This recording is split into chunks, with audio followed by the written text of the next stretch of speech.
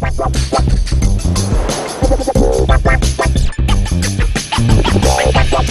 guys, John Rettinger here with a review for you of the Pantech Matrix Pro for AT&T Wireless. If you want to pick one of these up, it'll cost you $179 after rebates on a new 2-year contract from either AT&T's online store or your local shop.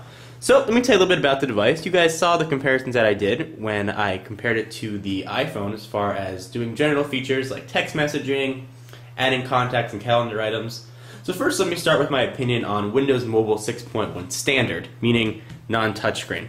And if you'd like to see those features in action, be sure to check out that previous video. So let me give you some reference of where I was coming from. I had used a Samsung Blackjack. It was running Windows 6.0 Standard, not 6.1 like this device. And I was really very unhappy with it when I used it. It took an extra 3 or 4 steps to do anything. The UI was very unintuitive. And it really was not the stablest of phones either. So I was very skeptical when I came to try the Pantech Matrix Pro.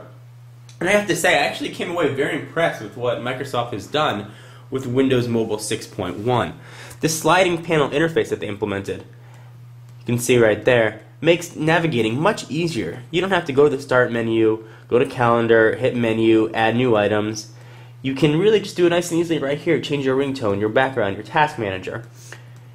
You know, it makes it actually relatively intuitive, and for a Microsoft operating system, I was relatively impressed. And when the time I had using it, I didn't experience any crashes, which also was very unlike the Samsung Blackjack that I had. Definitely got to give my hats off a little bit to Microsoft for putting together an operating system that's relatively stable this time around, and I'm curious what they'll do with Windows Mobile 6.5 Standard when that comes out. So let's get back to this device. Let me show you a little bit about it. It is a little bit on the thick side. So let me give you guys a device comparison here with a few other ones you may be familiar with. So here is the iPhone. You can see it's significantly thicker. And here are a few other Windows Mobile devices. Here is the AT&T Fuse that I compared the iPhone with in a few videos back. Here's a thickness comparison there. You can see just about the same. And this is a touchscreen device. Here's another Windows Mobile touchscreen device, the Samsung Epics. These are all current devices in AT&T's lineup, by the way. You can see it's markedly thicker. Now, a lot of the heft from the Pantech Matrix comes from this dual slider, which is actually very cool. So, slide it out. You've got your standard keypad right there. Nice and easy. Although I do need to mention that the keypad is very flush with the phone.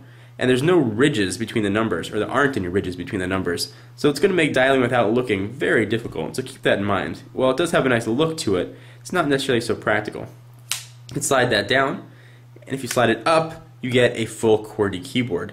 So while we're on the QWERTY keyboard, let me talk about it here. It is a straight 3-row of keys, and it actually does have some nice key press to it. Nice clicky feel when you push it. It will take a little bit to get used to the keys because it's very spread out. But after a day or two, really be able to be typing without any difficulty. Notice that the hotkeys too are on far left and the far right. Something to keep in mind, and it does have the number keys inlaid in there, so you have to hit the function key and type on it. One thing I didn't like about the device though, and something that relies this heavily on screen rotation, was the screen rotation speed. So let me show you guys what I mean by that. Turn that back on there. So when I slide the keyboard out, look how long it takes for the screen to rotate. Takes a little bit of time. I thought that should be much quicker than that. That wasn't something I was terribly happy with. Reception-wise, actually got very good reception. I was able to hold on to really 5 bars most places I was at, so that was always nice. Although right now in my apartment, generally where I get 3 or 4 or 5 bars, I was only getting 2, so that was a little bit disappointing.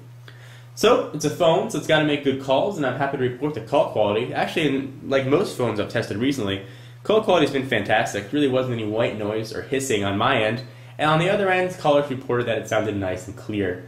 Also, testing it with a few Bluetooth headsets worked great, no problem, and pairing was a breeze.